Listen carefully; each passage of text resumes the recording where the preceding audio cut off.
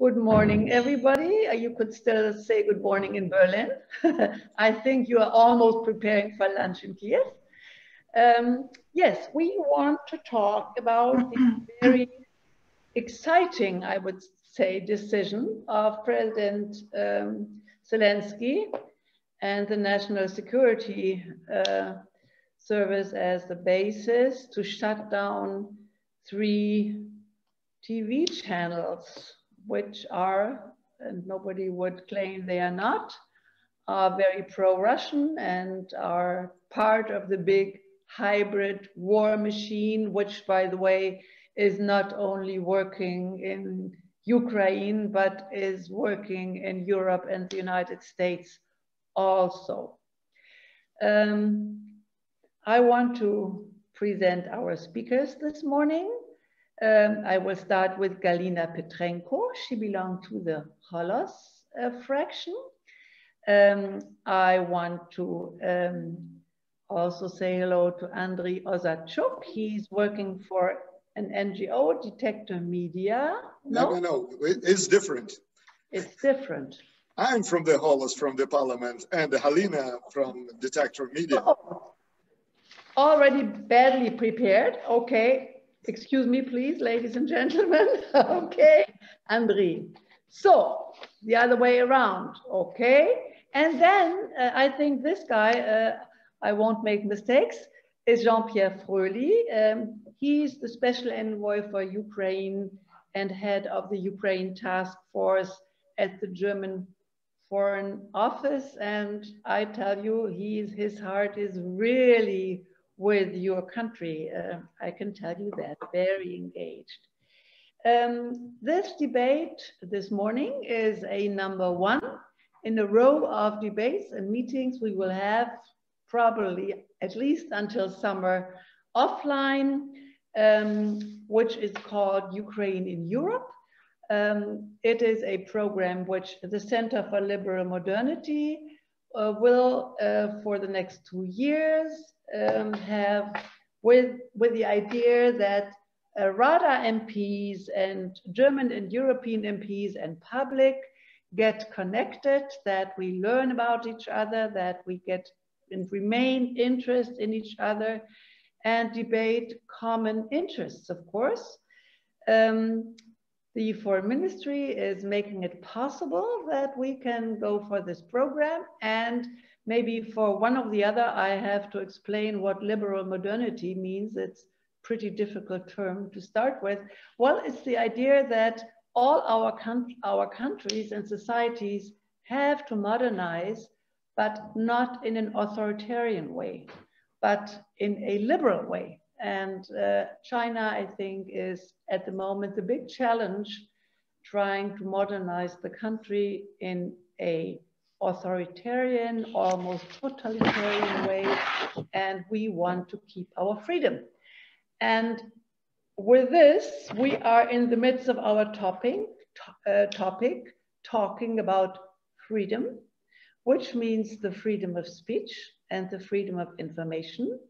And here we have, since a few weeks, a decision in Ukraine that 3 TV channels, which belong to Medvedchuk, I think not officially, but we all know it actually, and the MP Taras Kozak, and which spread pro-Russian disinformation and information and campaigns, they have been shut down.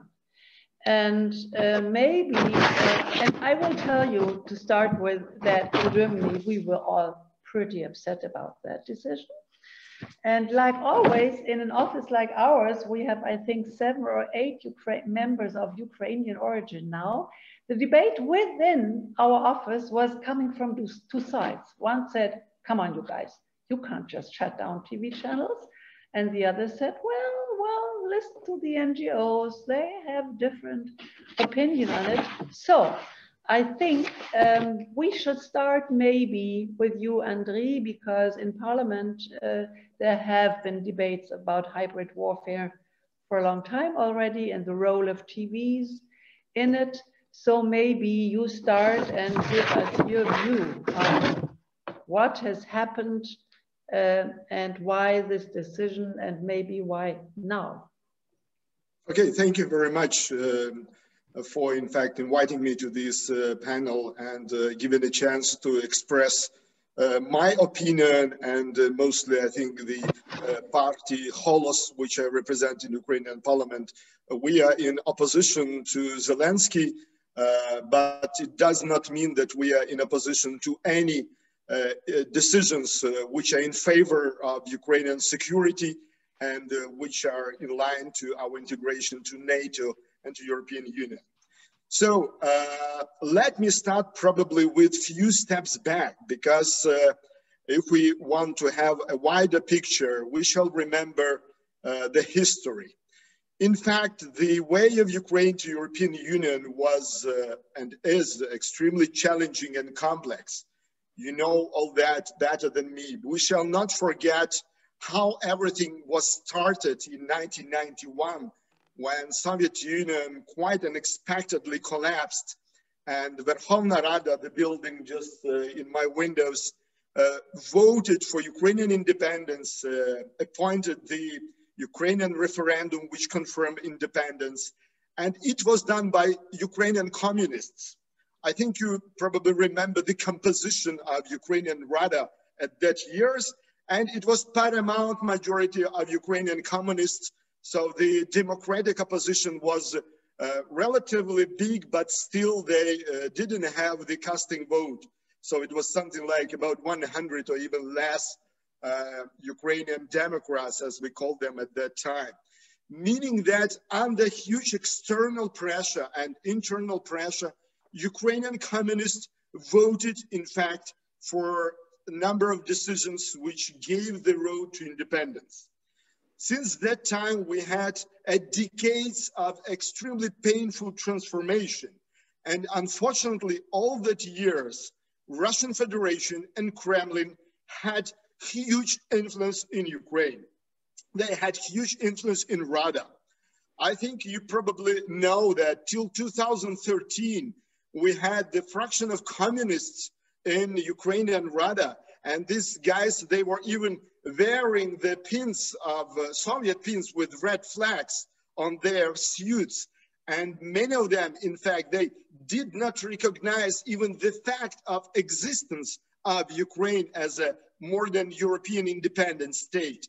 And they were doing all their best, you know, to liquidate, in fact, this country as an independent subject of international law and international community. In fact, Yanukovych era was the time of soft eating of Ukraine by Moscow.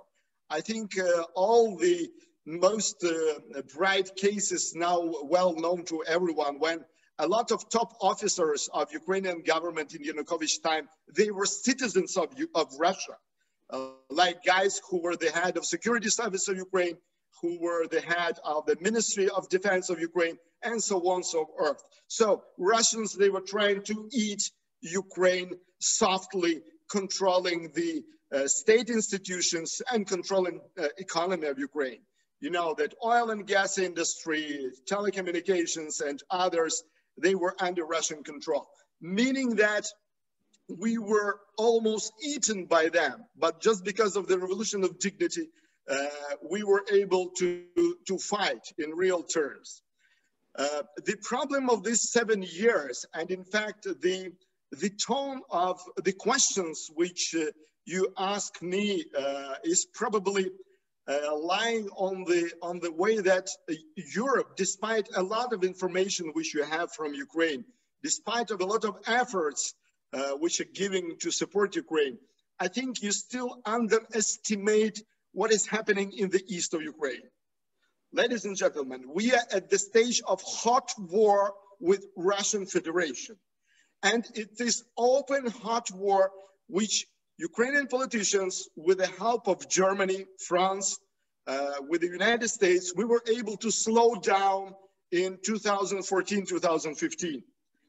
Time has passed, and now there are a lot of voices in Ukraine about the quality of decisions, about methods which were used in 2014, 2015, but the clear fact that we were jointly with European partners, with the United States, we were able to slow down, the war. But this war is not disappear. Ukrainian soldiers are dying regularly. Like this weekend, another soldier was killed by sniper, and it is a regular cases. One may say that it is not material in the measurements of normal war, but I am sorry, we are losing our soldiers in the front line. They are sleeping under the frost. They are spending months and months in the steppes of Lugansk and Donetsk Oblast. They are at war. And this is fundamental when we discuss everything else. I think all of you probably know better than myself the history of the 20th century and especially the issues of propaganda during the Second World War. And I think you all now remember that all sides of the Second World War were extremely careful and even aggressive controlling propaganda.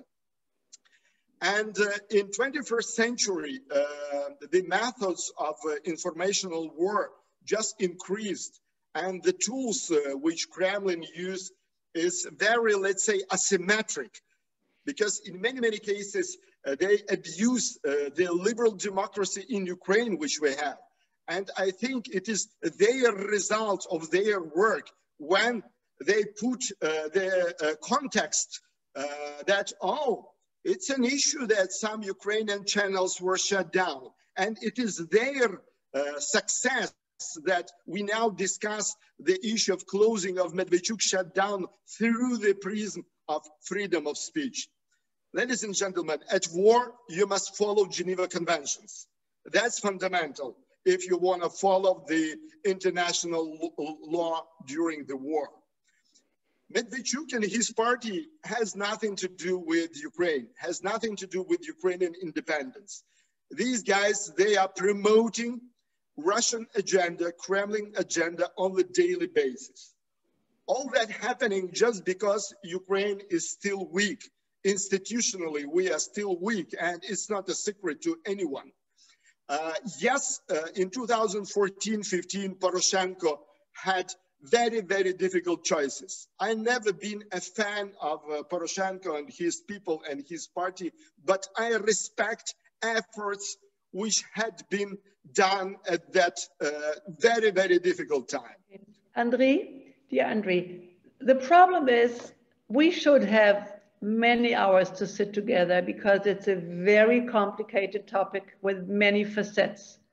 And I agree with you that especially I think in Europe, maybe even many people in Germany, we really underestimate that actually Ukraine is a country at war. But what we will try to do today is look at the instruments to fight back all those varieties of what you told us. Russia wants Ukraine back. We understand that. Not all of us, we have debates about that. In Germany, we have debates about Nord Stream 2. We don't debate that today, but Russia wants Ukraine back, and Putin very clearly, when he had a statement in the United States that he wants to restructure as much of the former Russian imperium as possible, and you are on his list. That is very clear. The problem now is we are talking about Ukraine on a way to democracy, wanting to be a democratic country, and taking into account this fact. On your way to Europe, is this decision something which in other times might be used against those who are democratic? And so you see how complicated it is. And this is what we want to try to find out today. Is it really a decision that goes along with your laws, international law, I think Council of Europe law, because freedom of media is very important as one of the bases in the Council of Europe. So maybe 1-2 more sentences why you think this decision, especially regarding those three TV channels, is something that really can be defended, looking at this idea of constitution, courts, and so on. Exactly. I understand the flavor of your question. And my simple answer is the following. This decision had to be made years ago. In fact, probably it was a huge mistake of Poroshenko, who in fact allowed, I think his political team allowed Medvedchuk to buy these channels. Because you probably remember that before 2013, Medvedchuk was not so powerful politician at all. Yanukovych people and Yanukovych time was a dark era for Medvedchuk because he was declassified in all political, measurements. But it was probably the price which Poroshenko and his people had to pay at that time to find certain balance. And now we shall not discuss the 2014 and 2015 realities. Now Zelensky had to rewrite the strategy of the dialogue with Russia or finding the way of settlements with Russia. It is not acceptable that when we are at war, our enemy is providing his propaganda directly in our country, covering millions of people. I am witnessing the result of this propaganda. Maybe I will tell later, but few my neighbors in my mother's apartment, they were looking at this channel. And I saw how they changed, their attitude to different things in this country. So this is why, for me, it is not the issue of freedom of speech at all. For me, it is decision which had to be taken probably years ago. And now we just need to be sure that Ukrainian courts and Ukrainian legal system will be able to protect this decision. And I agree with you in this point that there is a legal questions how to defend this issue. It is a big concern for myself. And the last comment before we move on, it's hardly to find more liberal gentlemen than myself in this country. It is difficult to find more freedom of speech oriented politician in this country. But it is not about any tolerance to enemy. That's my point. Thank you, Andriy.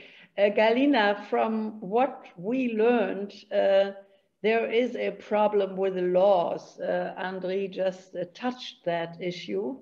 And from what I learned until now, what the institutions now did, they tried in order to construct some legal form, connect those TV channels to terrorism, instead of disinformation or something like that. Maybe you can touch that aspect also.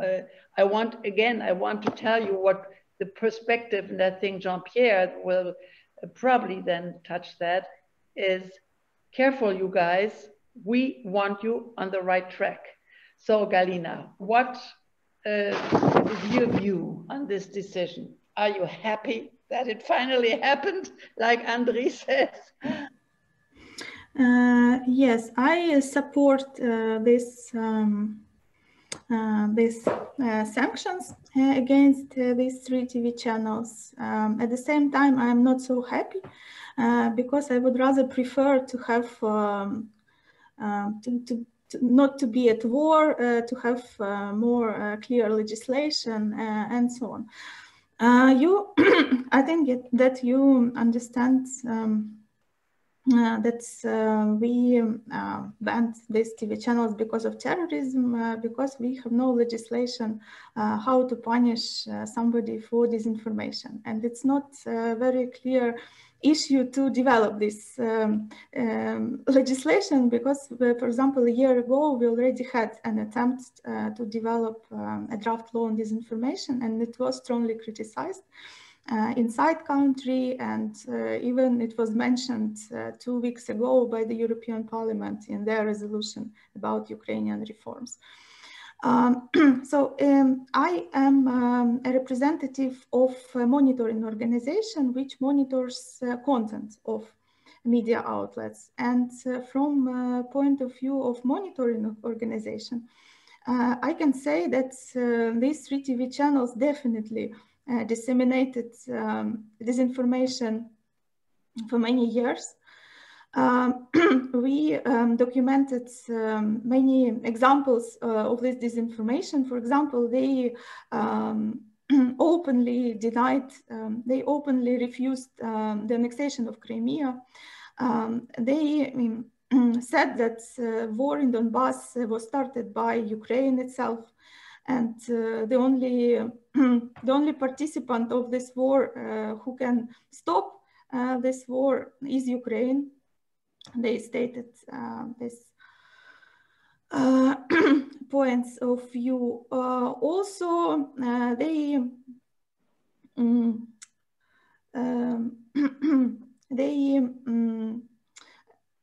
disseminated anti-Western narratives, and they said that Ukraine should refuse any European values, Ukrainian values, and come back to Russia, as we mentioned. At the moment, so I can go further to the legislative reactions, if you want. Well, Galina, let's go one step back to make that very difficult point, maybe, and then maybe it's time for Jean-Pierre to step in. Disinformation is part of our media life in all of the Western countries, even stable democracies. I think one might even mention the name Trump here. He has been working with disinformation constantly, and he was the president himself. So you were starting to talk about a draft law that has been in radar. I think what we have talked about is rule of law. We have to talk about the war, but we have to talk about rule of law, because you always might rethink that decisions which are being made now might be turned against you when other people are in the driver's seat. This is, I think, the main concern we have, and which we have to talk about. Maybe, Galina, I hand it over to Jean-Pierre for a moment, and then you step back in with your view on how it was handled. But because I think we all want to stop disinformation, the question is, how can we handle it without losing our own values? Jean-Pierre. Thank you, Marie. Dear colleagues, thank you very much for this invitation. It's always a big pleasure to be with you. And congrats also for the work of your institute and your center. You're doing an excellent job, and it's always a pleasure to cooperate with you. Working in here, Jean-Pierre. Having said this, I hope I will not disappoint you with the expectations you have to my regard. I mean, I like very much your comparison with Donald Trump, with a big, of course, difference that Donald Trump doesn't see Florida annexed by a foreign country and the East Coast involved in a conflict with proxies supported by a foreign country. So indeed, as you can see, I just want to make 3 brief points here at the beginning. I mean, as already indicated, I cannot be here a neutral bystander or neutral analyst. I mean, Ukraine is an ally and a friend, and we have strong links towards Ukraine through the European Union. Ukraine, through the DCFTA and this association agreement, is a strong partner. Ukraine is a strong partner in NATO as a partner with enhanced opportunity partnership status. So we fully support the declared and visible Euro-Atlantic integration of Zelensky. And this support, of course, is for bad and for good, but it is especially in difficult times. We have, of course, to to stick to our commitments. And what we clearly can see is that Zelensky wants to continue on the Euro-Atlantic integration, and he wants to be serious also on reforms. The second brief point I want to make is here that, of course, we had on Friday the 7th anniversary of the Russian aggression towards Ukraine. We had the declaration of President Biden. We have also had a declaration of our foreign minister, Mr. Maas, in his capacity as chairman of the ministerial committee of the Council of Europe. And this day brings us again, reminds us of the Russian aggression we have, of the illegal annexation of Crimea and the Russian annexation in the conflict in the East. Why I'm saying this? Because, I mean, this has already been mentioned, but it's important to remind this context of war and break of international law, in order also to understand the circumstances we are confronted with in Ukraine. And I would even go a step further here. I mean, we not only have a front in the East and in the South, if we take Crimea also into account, but we also have an internal front, because what we can see now clearly, I guess we can discuss this in depth a little bit later. What we have is a second front with the opponents of reforms striking back. And this is where the current government and President Zelensky is confronted with. It's not only about bringing laws through the radar with a majority he has to assemble each time. It is about very much the reform, the opponents to reforms and vested interest striking back and putting a danger here to also to the Euro-Atlantic integration we have. So it's not only one front, it's a one war. It's maybe it's a war at two fronts. So these are two wars. So now my third brief point on what has been executed recently. Absolutely, it's always a question of proportionality.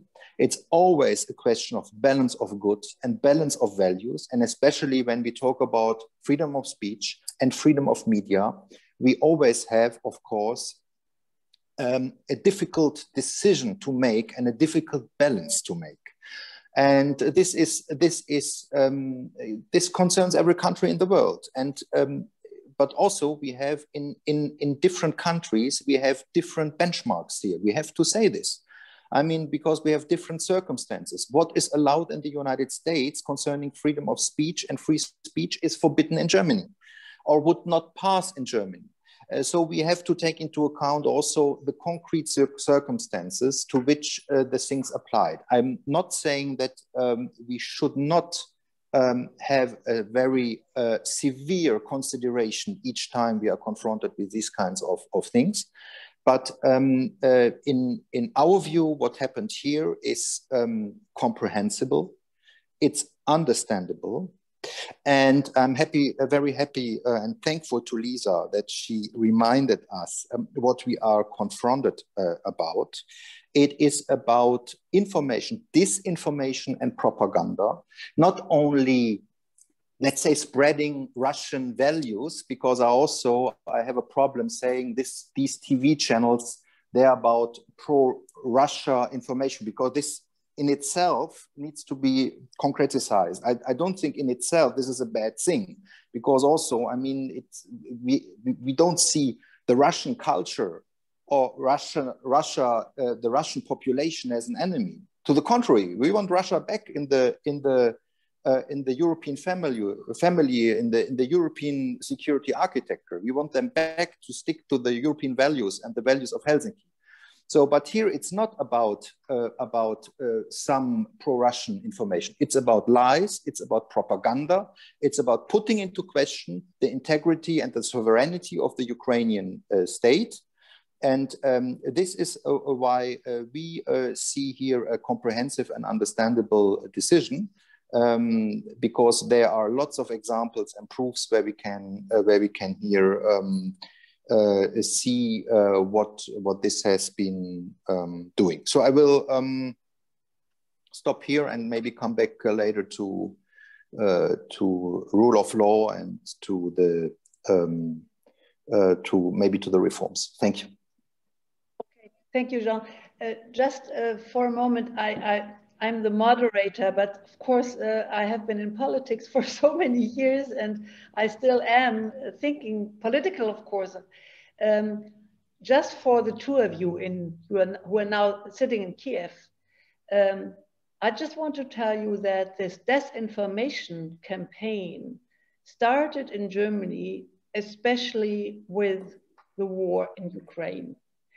And we were unbelievably helpless to deal with it. Just to give you an idea that for you, it's unbelievably difficult at the moment, and you are even a country at war, you are a young democracy, you didn't have time in Rada maybe to pass all those laws that would have to be passed and would make things much easier now to make decisions on the basis of a law instead of a basis which might be constructed and might not carry through. This is, I think, what we have to talk about as friends. All those who go with and live with Ukraine, not to lose the path towards West and towards EU not always being totally friendly with you, not always being very understandable, not maybe being supportive enough in the question of that de facto you are a country in war. You know, all this we have in our mind. What we want to go along now is this path, Jean-Pierre said, in balance. Is it in balance, or is it bringing about new dangers? What dangers are ahead? Because it's not the end of the question yet. Andriy. I would suggest again to look at this issue a little bit wider. As more I listen to all of you, as more I understand the logic of concerns, and the answer, in fact, is very visible and obvious. I think you all agree with me that any democracy shall be based on one extremely fundamental thing, on justice. If we don't have justice in the country, it's very difficult to move further with any rights of individual and with protection of any rights of individual. One of the huge and fundamental mistake or non-completion of promises by Poroshenko and by Zelensky is in fact collapse of court reform, collapse of the reform of justice. Because unfortunately, several steps has been made in 2016, 17, but till today, at this very moment when we have this discussion, Ukraine as a country cannot provide justice to its citizens, cannot provide justice to investors, and as a result, we cannot guarantee economical growth, we cannot guarantee new working places, new taxes, and so on and so forth. And it was our recommendation, and it was our position, I mean the Holos Party. We want to squeeze the agenda of the demands to Zelensky and his mono coalition to extremely short list of issues. Because yes, for the last 7 years, Ukraine simultaneously did a lot of changes, and we had a good progress in very, very many directions. But as soon as you're making too many things simultaneously, you have an issue of management capacity. Unfortunately, the leadership team is always overloaded. And I think now we have to be extremely focused on priority. We need to understand what is exactly the fundamental problem which create problem for all other things. And I am very much thankful for G7. I think you trace all the statements which had been done for the last couple of months, starting in fact beginning of 2021. And it is almost in line with our rhetoric. It's almost in line with our voice here. Ladies and gentlemen, if we will not be able to push and to complete the court reform in Ukraine, we will have endless problems with the freedom of speech, with investments, with human rights, and so on and so forth. And again, it's very good that Zelensky is reacting on this, at least publicly. I think last week he made a statement on that. 2 weeks ago, he submitted to Parliament a set of the draft laws. They are not ideal, but he's starting to react on this global demand from East, from West, from everyone that, guys, you need to fix court system in Ukraine.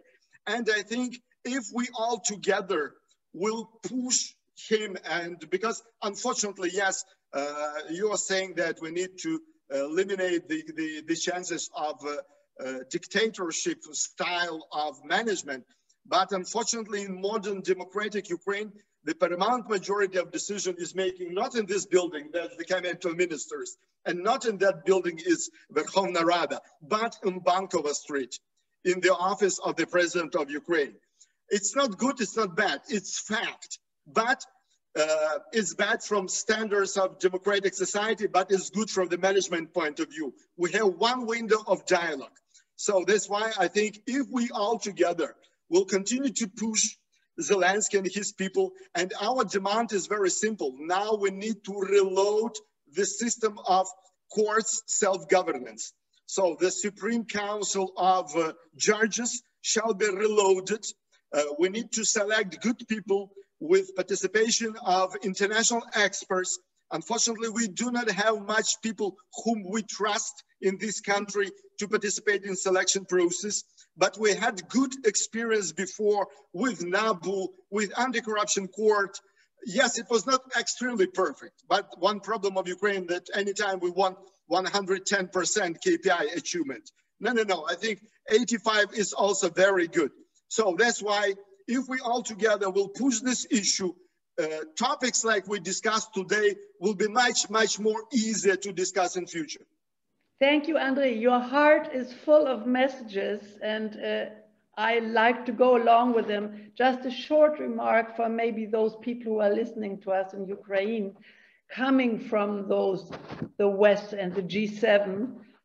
We should not forget that, for example, a President Trump pushing a newly elected and very unexperienced President Zelensky on his own election deal was such a shame. So there is parts of this difficult way of Ukraine where the West could have done better, but I think we all know that with the Biden administration, chances are getting bigger.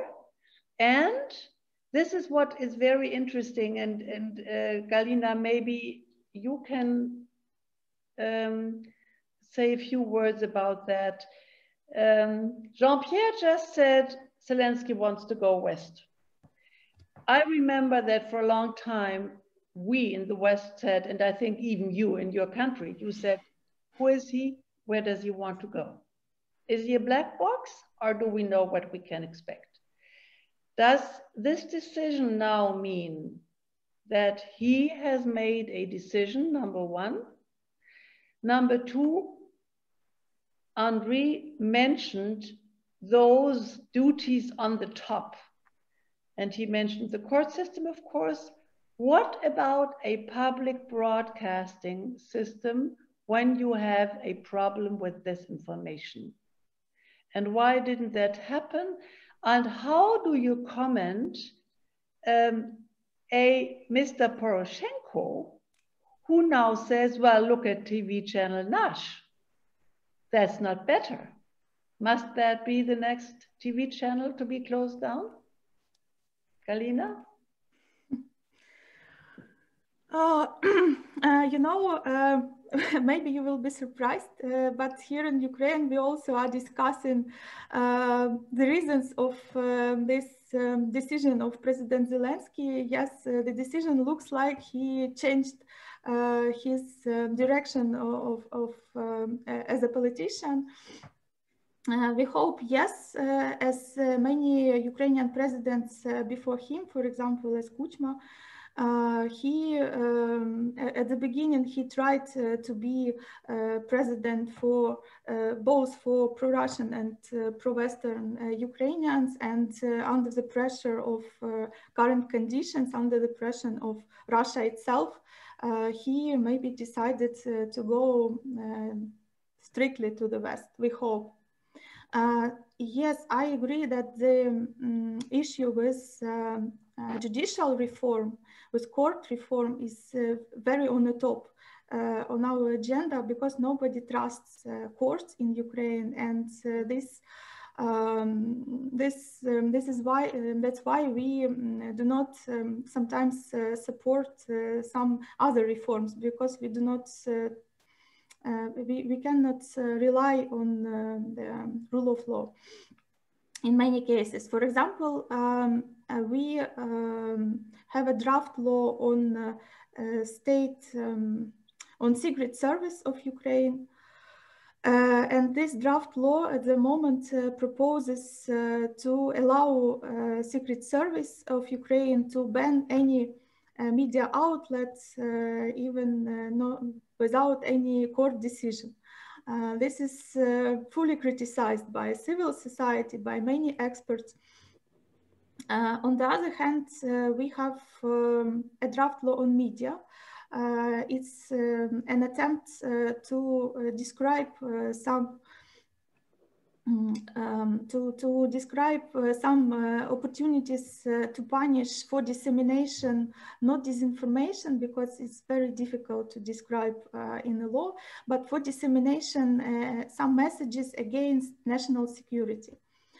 And the biggest discussion in this draft law on media at the moment is regulation of online media outlets. Mm-hmm. And still it's on the top of the discussions among stakeholders. And if we are talking about the next issues, I think that the biggest issue is dissemination of disinformation on social networks, because we see that we cannot influence social networks by any Ukrainian legislation. For example, even in the case of these 3 TV channels of Medvedchuk, yes, they were banned totally in Ukrainian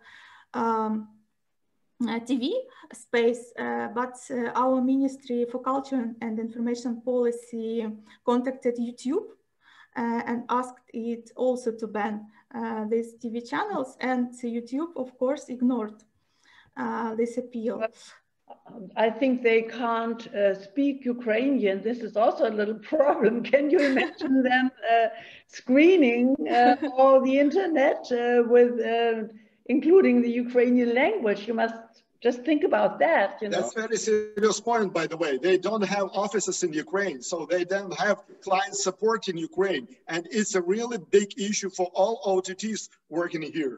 Yeah, yeah. Galina, how about Nash? Must that be the next? I hope I pronounce it right. Is that Nash? Nash is Nash, Nash. Just look at Irina, she can tell me. What about Nash? You know, I think that the case of Nash is overestimated by Nash itself, you know, by their public relation managers.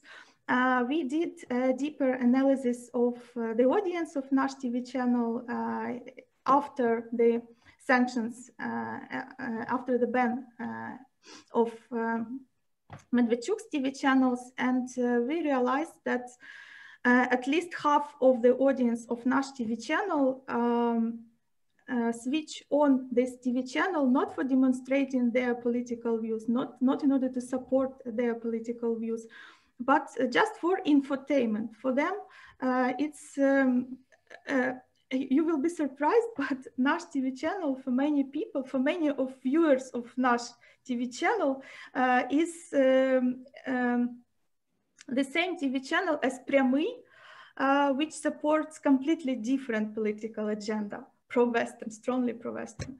So Galina, it's... Yeah, okay. May I come in here? Do you see in what heavy water we are getting?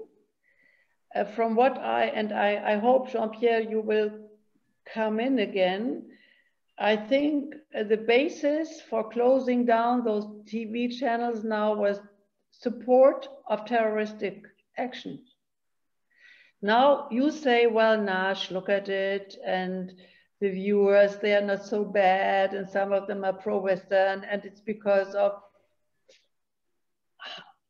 Where is the system? Where is the rules which give you a firm ground? Jean-Pierre, can the Council of Europe help with that? Can the German Ministry of Justice help with that? I mean, it really sounds a little messy, to be honest, and not to say politically pretty dangerous. Just think you would have a President Medvedchuk being able to show to those decisions that have been made a few years ago. Just this construction. Let's take the decisions now. Let's think, never will happen, of course, 2026, something like that. Medvedchuk or somebody else, pro-Russian, will be president with a majority in the Rada. And Jean-Pierre. Oh, so thank you, Mary. Wow, these are very interesting prospection you're doing. I would like to come back to the rule of law thing, and also going into detail about the case we're talking about. But I would like to go one step back in order to discuss here, what does it mean, rule of law? This is nothing abstract, and it's nothing, you know, for the textbooks. It's something very concrete. And rule of law does not mean the rule of the lawless or the rule of the corrupt. It's about public welfare. It's about public interest. It's about public good. And it's about integrity. And when we see that institutions are hijacked by corrupt individuals, so we have to do something about it. And this is what, in my view, we have seen in the recent years. There had been reforms which had not been, implemented till the end, but individuals stayed the same and hijacked partly the new institutions. So, of course, when we talk about reforms, we can always talk about, yes, reforming institutions, but we have also made very clear, and I'm absolutely in line with Andre here, that we have also to talk about the persons, because these persons are very well known. I mean, these persons, the corrupt individuals, they are fighting back. They are pursuing their interests. And it's absolutely clear that a reform of the judiciary cannot be implemented with these people still in functions. And so, in my view, this is also, if the events of the recent months have something good, is that they made very clear and open and visible where the opponents of the reforms are, what their names are of these people who want to defend their interest, and they want to defend the old system, the old corrupt system, which is not, as Andrei rightly said, so brings justice so far to the Ukrainian people. And the main problem is this unholy alliance with other forces, between these forces and the forces motivated by the East and financed by the East, and taking advantage out of the conflict in the Donbass, taking as well economic advantage out of the conflict in the Donbass. which is, I think, part of the motivation of President Zelensky in doing also these actions now. I agree with Andrei that some of the reforms now put into the parliament are going in the right direction, and we are, as Andrei also said, in the G7 framework, are ready to assist Ukraine here in the in this difficult moment, I would say, because we are at the crossroads somehow. Yes, I mean, this is a strong word, and we can apply that at all times of history. But in my view, we are at some point concerning the reforms at the crossroads, because the reforms of the judiciary and also the crisis around the Constitutional Court, I mean, made visible, very much visible, where the opposition and the opponents and the oppositional forces are located.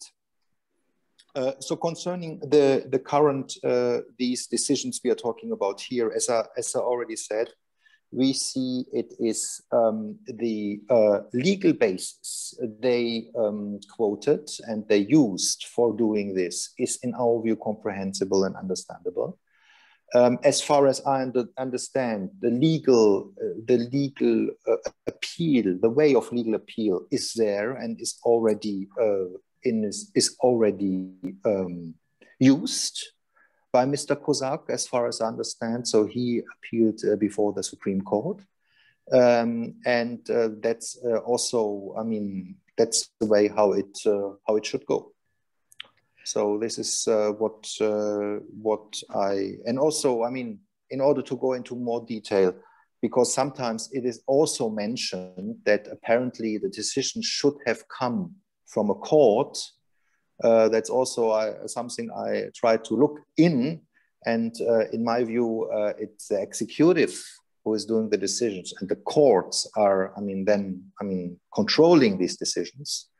So also concerning here, the sequencing, I have no reason here to express big doubts. Yeah. Maybe what I learned trying to understand what has happened is by your justice minister in a debate where I saw him, that a sanction regime at least starts with lower levels, lower barriers, lower proofs than when you go into court. I mean, when we have sanction regimes in the West, visa, freezing assets, take the Magnitsky list, where very respectable Russian dissidents, Democrats are fighting for.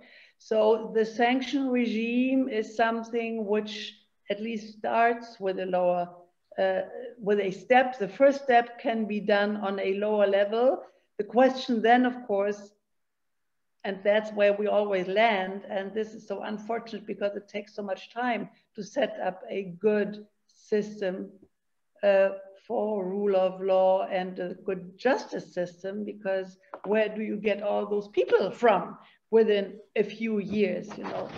So it's really dangerous to, on one side, demand from your side, stay, don't leave the legal way, don't leave the democratic way. On the other side, don't be naive about those who want to undermine your way going into a democratic, stable country. Galina, can you give us a little impression? Do you have a feeling what main parts of society think about that decision? We see opinion polls that about 50% of Ukrainian citizens support ban of Medvedchuk's TV channels. So the other half do not support, but what is interesting that the level of support is increasing during February. Level of support from which side, my dear? From level of support by citizens is increasing. So, for example, when they support were banned, of closing of the channels. Yes. support, okay, thank you, Andre, for closing of the channels. It's because people has alternative. We have a lot of channels and they don't see a drama that their interest is decreasing. So they have alternative. We have dozens and dozens of channels. So and I agree with Galina that many watchers, they don't understand the propaganda and they don't understand manipulation. So they look at the TV as a entertainment tool. So that's why they found an alternative for themselves. So for them, no drama at all. Oh, okay, but well, yes. So you now answer, from what I understand, it's the public is with a less sophisticated view on the question, not the question, does this on the long run put our rights of freedom to danger? But okay, we have alternatives. It's not such a problem. Very practical view, but we are trying to talk about the depths of democracy. Okay, I am looking on time. We are running out of time. I think it won't be the last time we'll be talking about those difficult questions. Here, Willem Aldershoff, the former head of Unit European Commission Analyst International Affairs, Brussels, who obviously has been listening to us. Mr. Medvedchuk says that all power resides with the president. Yes, I heard that. But president needs majorities in order to approve his legal proposals. Often he does not have a majority because of oligarch influence. How to solve that problem? Well, in the last 2 minutes, it's not fair to put this question to you, Andre, but there is a little proposal, pressure from US and EU on oligarchs, sanctions. Zelensky has a majority, so when he needs a vote, so he demonstrates still an ability to gather votes. Like last week, we had an extraordinary meeting of Rada on Thursday, and they've got 226 votes, I mean servants of people. So that's why Zelensky is still controlling Rada. Let's not create a drama on that. Okay. But to finish our discussion, I will tell a little bit different thing. Look, liberal democracy is very tough. I start our discussion from statement that Ukraine is still extremely weak institutionally, and it's not a secret for anyone. We're still on the very, very early stage of building institutions, and Jean-Pierre was repeating that too. Everyone is repeating this, but we shall strongly understand this fundamental point. Because when we talk about international standards, when we're talking about freedom of speech, rule of law, you know, it's like when we ask our institution to play Beethoven, you know, symphony, but we don't have the orchestra, we don't have opera orchestra. We have countryside, small group of amateurs, you know, playing on the handmade instruments. And you and America demand from us extremely high performance. Sorry, we don't have institutions. And it is extremely important to force everyone who has an influence to build institutions. It's very important to have the same tone of voice from top down. We need leadership, and that's exactly where our joint efforts also shall be focused. We need good people in the key leadership roles in this country, talking about character ministers, talking about anti-corruption bodies, talking about law enforcement bodies. Probably that's another answer on your questions. We need a good quality leadership, and that may move the things further. Andre, I totally agree with you, only in one point. Don't say we need good leadership in this country, in Ukraine. We need it in our country too. I know that. I know that. Now we're talking about Ukraine only. Jean-Pierre, you wanted to come in. I saw your... Yeah, just one word on majority. I mean, and beyond the president's majority, I see a clear majority in the Rada for reforms. Yes. and also in the sense we were talking about. So, that's why I'm very I'm optimistic concerning the Rada, which is doing a good job in the moment, and so I clearly see a coalition of reformers here. Inter-party coalition of reformers, and that's what we are counting on. Isn't that a optimistic outlook? How wonderful. It doesn't always end like that. So I think what we are looking for is a coalition of the willing in the Rada for going for a country towards EU, democratic values, rule of law, and the EU, all they have to do is open their doors. And I think that's our business. Okay. It was almost like a toast. Dear friends, well, all we are doing is drinking water, at least in the morning. Thank you. We'll see each other again. Bye-bye. Thank you very much. Bye. Goodbye. Bye-bye. Thank you.